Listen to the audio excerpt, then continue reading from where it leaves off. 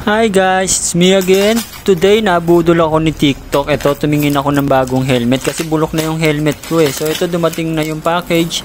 Unboxing natin. Ayan oh. Dalawa yan para sa OBR ko. Tapos ito, nubuksan ko na. Ayan siya. Meron siyang kasamang extra visor na brown. Pero hindi ko kailangan yan. Gusto ko yung clear. So ito na yung bagong helmet. Ayan. Color, sky blue. Ewan ko kung anong blue, bahala na kayo. Ang ganda, parang primong-primo ang dating niya, parang KYB. May flag pa ng Italy. Ayan oh, fit na fit sa akin. Saktong-sakto lang, tapos may extra visor siya, kaya lang wala akong makita, ang daming nakasulat eh. Ayan oh, primong-primo ang datingan niya, ang ganda talaga.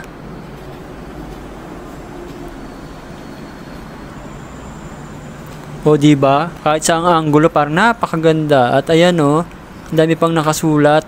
Basahin nyo na lang. KYB na AGB ang dating. Tapos yung loob niya primong-primo rin. Syempre, chinek ko na rin yung isa kong legit. Ayan. Ito yung isang kulay para sa OBR ko. Same lang din naman siya nung isa. Same size din. Free size siya. Saktong-sakto rin sa ulo namin. Ayan oh. Ang sarap niya sa ulo. So kung gusto nyo rin ng gantong affordable na helmet pero quality, i-check nyo na lang yung yellow box dito. Order na kayo. Sige!